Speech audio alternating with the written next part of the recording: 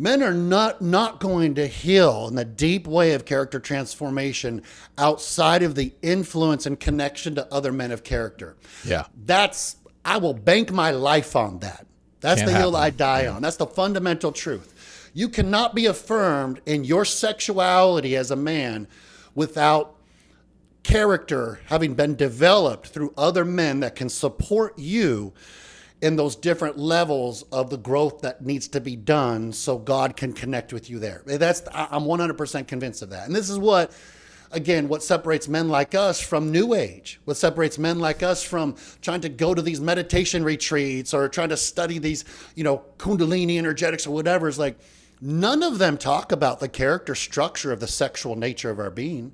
Sexuality is the key to being. Now, sexuality doesn't have everything to do with our being, but that's the fundamental root, because that's where we're most deeply wounded. And all of our life springs from that. And when we start to see that our personality and life force vitality are all connected to that as well, you need somebody that can agree with spiritual principles that are founded on who Jesus said he was. On who he said he was and what he accomplished for all of us. Because then you're not like comparing, what would this guy think if I'm on this journey? Or, oh my gosh, what would this guy think? You're like, okay, no, this guy is presenting me as a brother in the Lord before God. And he's saying, Lord, meet him there. He's not presenting me before him and I'm subject to his judgment and his sinfulness. I've been so fortunate to have mentors and brothers in the Lord that have been like, hey, I'm presenting Daniel before God as my brother in whom I love. There is nothing more healing and purifying for the masculine soul than that. If men don't have other mentors like that, because I've had other mentors that are just kind of like, kind of doing their own thing and, but they didn't have good character according to biblical principles in their sexual nature. And they may have been spiritually, gifted and may have some insight, but they weren't helping me walk close with Christ.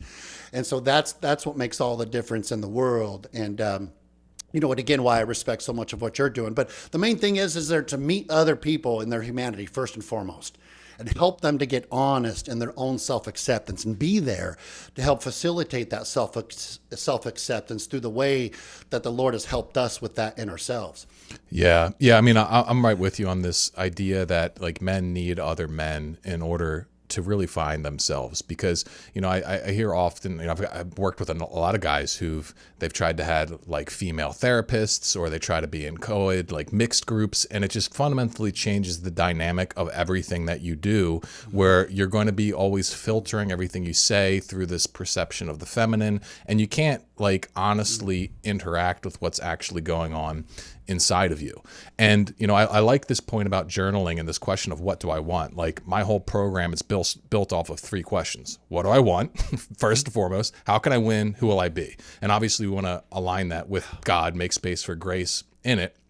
But that first question of what do I want is, I think, scary for a lot of guys, because we're not just one piece, right? Most guys are really connected to the mind part. And then when they start tapping into the emotions, all this crazy shit starts popping out. It's like all these intense feelings, maybe aggressive feelings, maybe angry, maybe some wild sounding stuff. And they're afraid to go there because I can't really want that. And that's the thing is, that's what one part of you wants, all right? But truth, the truth of who you are, the truth of what you want, it's a synthesis. It's a synthesis of your intellect, of your emotions, and, the context of your physical state. And until you can get all of them speaking to each other in good faith, right? Like, and get everything on the table, you don't know who you are. You don't know what you want. And you have to be willing, like you said, to kind of enter into this chaotic crucible where these crazy repressed emotions come up, saying this wild stuff. They smash against your intellectual beliefs about what's right, what's moral, etc. And there needs to be a settling that occurs. And your body is going to feel that whole process. It's going to get all jacked up. It's going to feel crazy. It's going to feel uncomfortable. Yeah. And it sounds like, a big part of what you do is create a space and a methodology that allow guys to kind of relax into that and to let that process occur. Is that accurate? 100%. Yeah. And then you start to know women with a whole new level. And then that's why it's so important.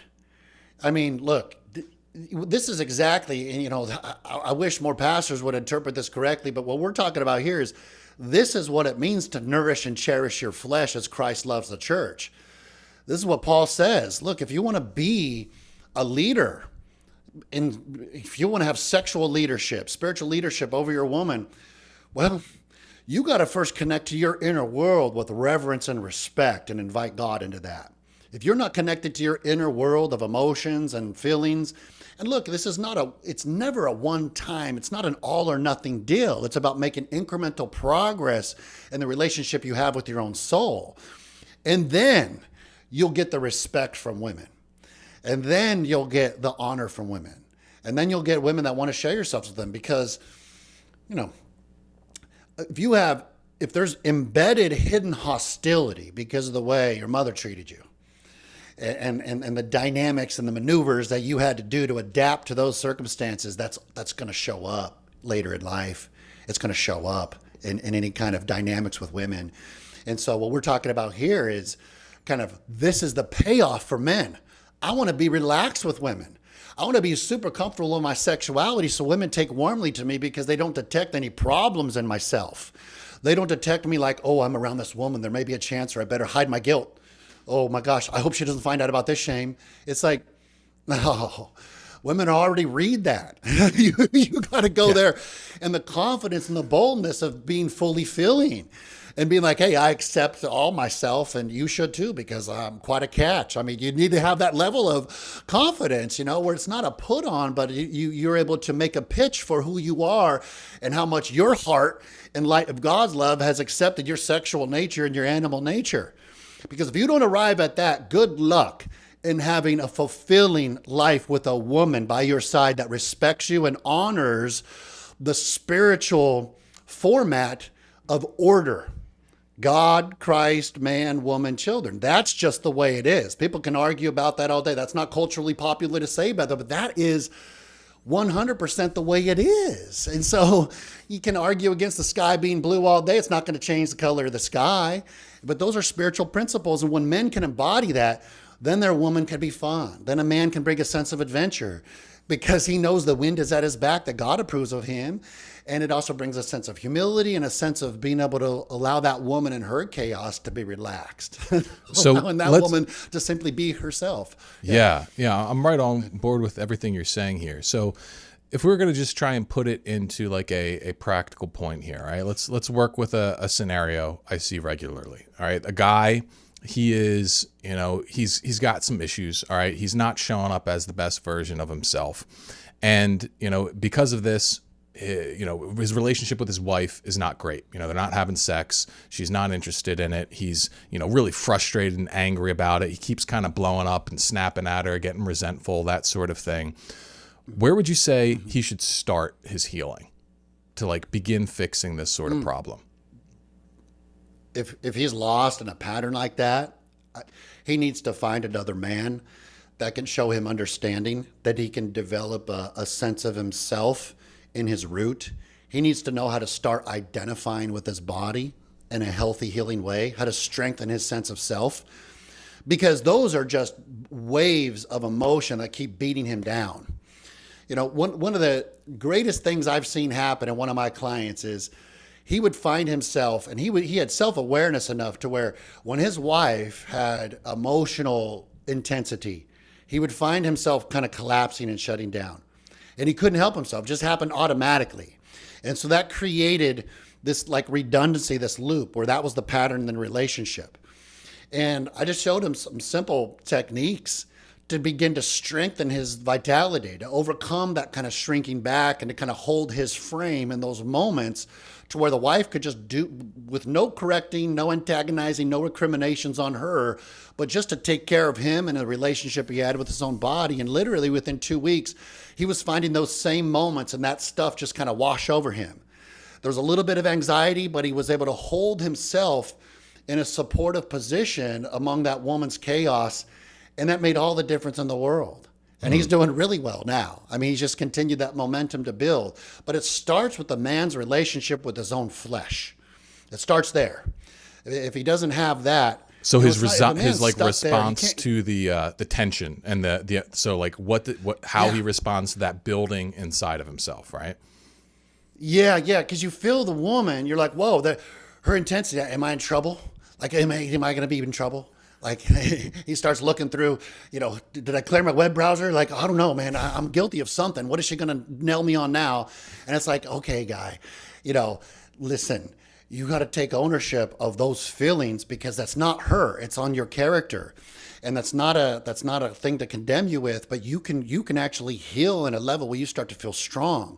So many women are just afraid of, a telltale sign is if a woman says, oh man, or if a guy says, oh man, my woman, she wants to like put my nuts in a jar, or it's like, she doesn't want me to have any fun or any freedom. It's like, listen, guy, you're just simply replaying those childhood dynamics between you and your mom. That's the truth of it.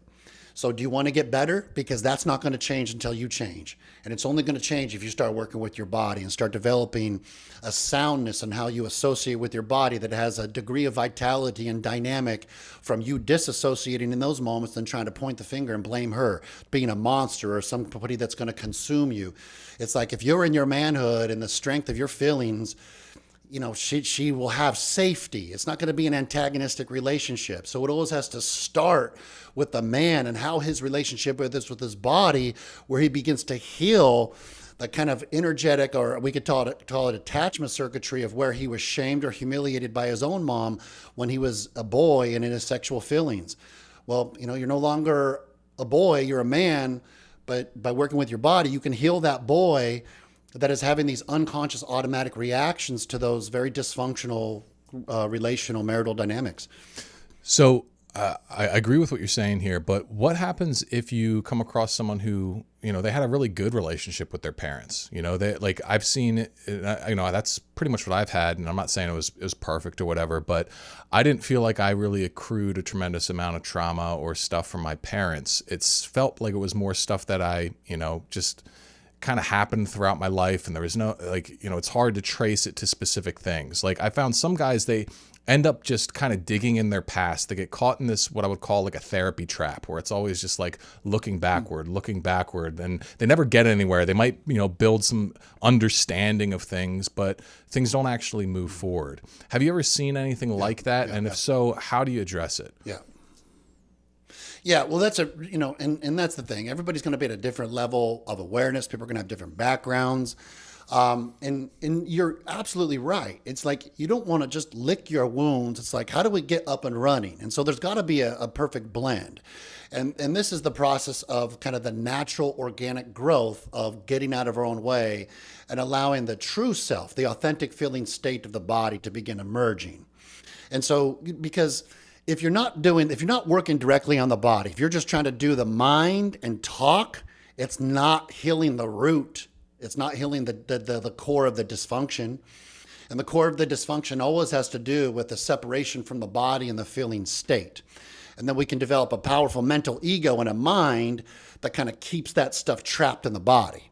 And so this is why I work directly with the body and have people go through the body-based practices that I teach, because that gives them kind of a balance as to where the body will start to give, the body will start to show them stuff that they've been through, that they've repressed, that was down and pushed down for a reason. But simultaneously, as the cathartic kind of moment happens, they're replacing that with life and vitality. And so it's kind of a simultaneous growth. It's like we're incrementally expanding the window of tolerance, and we kind of get our legs underneath us. We start to develop a stronger sense of self and a healthy ego that can process the past, but not get hung up in it and still continue to move forward to tomorrow, to where we can release enough energy that becomes a creative base that we begin to kind of create a vision and craft the life we want to live from. But the past is always going to be there. At any given moment, a person's past is always with them. And I would say, this is why people have a hard time in their thought life, is that the tensions that we embody, there's emotional energy there that carry a narrative of being unworthy or unlovable. That's it. If people want to renew their mind, they have to truly renew their mind. They have to work with their body, because you can't change your inner state by willpower. It doesn't work that way.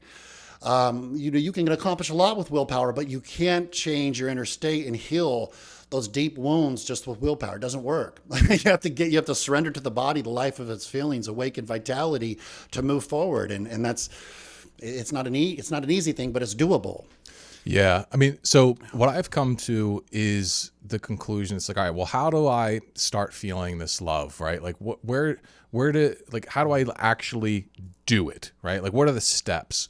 And my best take on that is like when you give yourself permission and the space to feel your deepest pains, what you're doing, especially if it's done in an attitude of goodwill, openness to God being there and aiding you, it's like a loving openness to feel your own pain.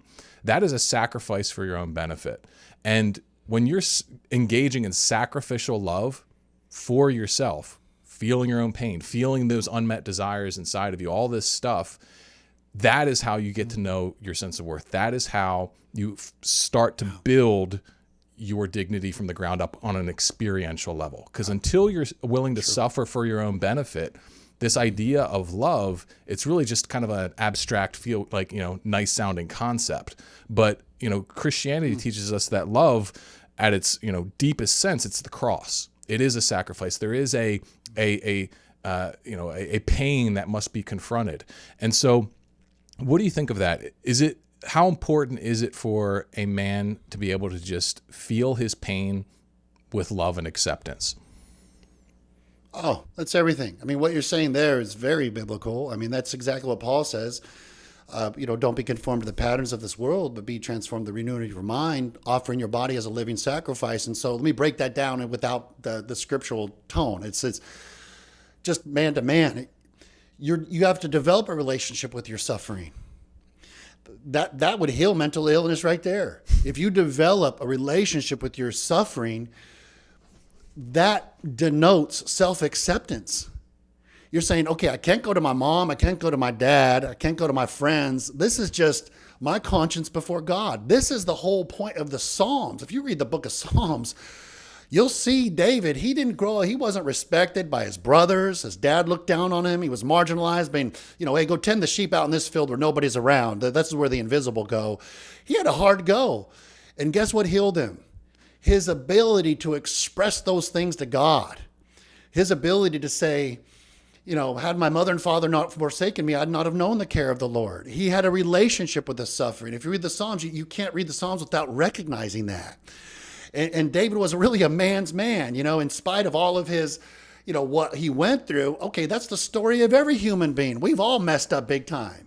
And so, but connecting to the relationship, to the suffering of, okay, why did I get that? You may not even have all the answers at first, but just the fact that you can attune to that and develop a relationship and continue to go back to that and not stay there, and not get immersed with it or over-identify with it, but that's where dignity does develop, is by, okay, this is the mess I'm in.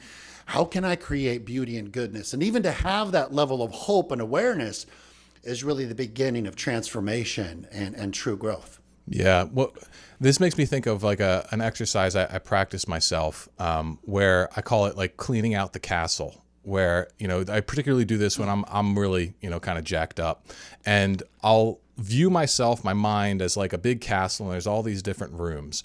And what I do is I invite Jesus into my castle. I say, hey, come here. I got to show you some stuff. All right. I'm going to be honest with you. It's not in a great state right now. And I'll go through the rooms. Like each problem is its own room. I'll open up and it's like, it's a mess in there. There's, monsters, there's, chaos, things are on fire. And I'll be like, hey, I invite you in, this is your room now. I'm giving you the castle. And like walking through and feeling what's behind all of these doors and inviting the Spirit into it, inviting this, on a conceptual level, God. I think that translates to the spiritual experience when you allow it to be felt, is something that can kickstart this. So for anyone out there who's wants to experiment with some of this stuff, try this exercise. Envision this castle of yourself. Invite Jesus into it, and show him your dirty rooms. Show him that closet where you've been shoving everything. Let it all spill out and hand it over. Surrender it, because I think one of the things that really screws guys up today is this concept of ownership, where it's like, all these problems, they're mine. I got to take responsibility for everything. And on some level, that's good. We do want to take responsibility for what we have in front of us. But really, we're not called to ownership. We're called to stewardship, which means that ultimately God's the master. He should be, all of everything that you are should be his. And so you got to learn how to surrender. There has to be this surrender point in your integration process of yourself. Like, you need to know where it's in God's hands, where Jesus can begin to transform you and your internal experience. And I'm just curious, what's your reaction to that? Yeah, I think that there's some merit to that. That's again kind of getting into the mind, and the way I would approach that is, and again, I would say that there, definitely some merit to that, but that stuff can also, if it's just in the mind, I think what we're really saying is the same thing. You want to kind of bring that. Well, so when I say the mind, form a relationship with your messiest part. Yeah. Well, the point I maybe didn't highlight is that when you open up the door, you got to feel everything that's there. So you're not opening up the door in the mind, but you're also opening up the door in the body. You're saying, this is where this pain sits inside of me. This is how it manifests physiologically, and bringing that as well to speak to your point, just to clarify. Yeah, and that's, I think, where so much of the blind spot is this is people don't feel what they don't feel. The body can be so wrapped up in tension. It's like they're not really feeling what is in there and what's causing these problems. And so, getting familiar with how we think and what we focus on, where our attention goes, that's always a first step for sure. And then inviting God in as a companion into that, so we can witness it with clarity. And we're not just thinking in terms of, oh, what would this person think of it? Or what if this person saw me now? Or that's a big deal. But yeah, seeing how the body is holding those tensions. And then, my experience, and then also with working with people, is you just don't know what you don't know. I mean, there's a whole reason why those tensions, these unconscious muscular tensions, they imprison our spirit. They kind of embalm our true self. They lock away our vitality, and releasing that is going to release the suppressed feelings that lend itself to kind of continuing to do this pattern of these problems we have, these addictions we have, this way of thinking and framing life in a certain way that is broken. And so the cure for that is, for my approach, is developing a healing relationship with the body, learning how to identify with it well, and then seeing, by the release of the tension, how we can incorporate that, integrate that into kind of the newness of life and a kind of a fresh look on things. And I don't know of any other way to do that other than working with the body. But there is some complementary elements with some journaling practices and some of the ways of the mind, but the whole point is to kind of get that synchronized, to get the mind and the body hooked up into a more fulfilling state of being, because now the heart is open to the fullness of all your feelings. And that's where most men are troubled, is there's this internalized, culturally manufactured side of themselves that is always causing instantaneous judgments over, I can't feel that, I can't show that. It's always this strategizing over presenting themselves in a very specific light of power, of status, of frame, instead of who they truly are as just a child of God in the simplicity of who they are, just made in his image. And so there's so many layers to get through to get to that. And it's never a one and done, oh, okay, I'm through. But it is a place of self-discovery, a place of looking at these specific practices for my approach in terms of kind of like part of a daily healthcare and mental hygiene of, if I have fear, if I have preoccupation with the past or the future, okay, that's going to show up in my body. And then you get well schooled on your own personal map. You develop kind of an internal intuitive guidance system. And that's the best thing I could ever do for people, is learn how to be responsible for generating. You are a spirit of the Most High God. You can generate your own good feelings, but you're going to have to work with your body until you kind of get to the clearing.